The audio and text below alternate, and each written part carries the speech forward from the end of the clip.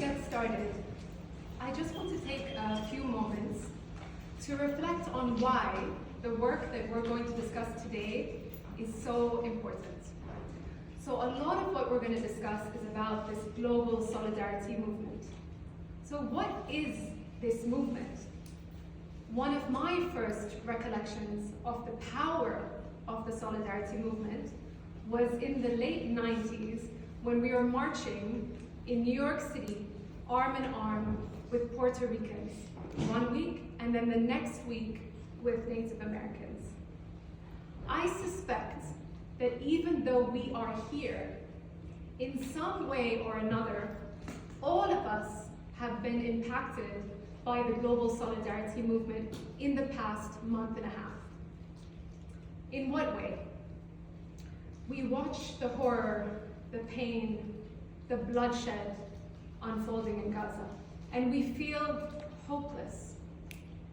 Then we catch a glimpse of a huge protest in DC or New York, and suddenly we feel a glimmer of hope. We see media bias, or we see outright lies, and again, we feel angry and hopeless.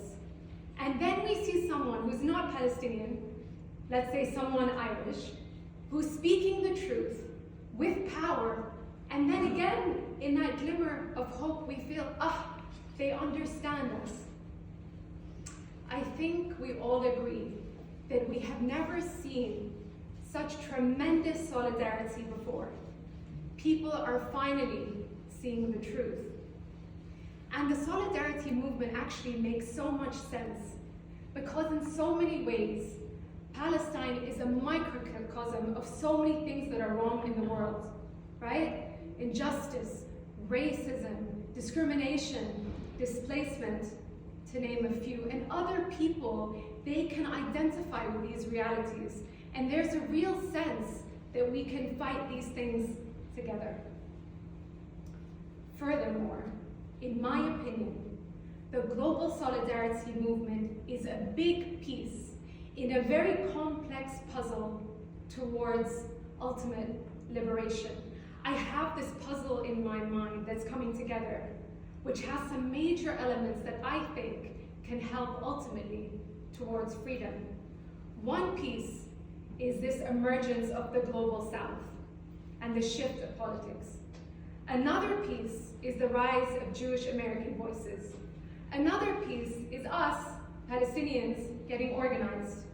Another is the fragmentation of the Zionist project. And one big piece is definitely the global solidarity movement.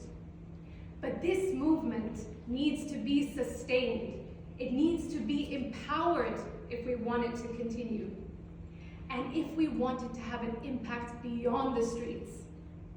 These voices need to enter policy, government, the corporate world, and beyond. People who are speaking out are losing their jobs. They're losing opportunities. They're being called anti-Semites, and they're being accused of terrorism. And these voices need to be protected if they choose to speak up for us. So, a big part of the legal work of this center is to support these people, which, as I mentioned, is key to ensuring the sustainability of the global solidarity movement, which, as I said, I see as a piece in the puzzle to freedom. And more broadly, legal work is part of the overall ecosystem we need to be building for Palestine. Again, another puzzle with many pieces. We need to support legal work, media work, policy work, humanitarian work, medical, governance, leadership. Nothing can operate alone, and they are all complementary to each other.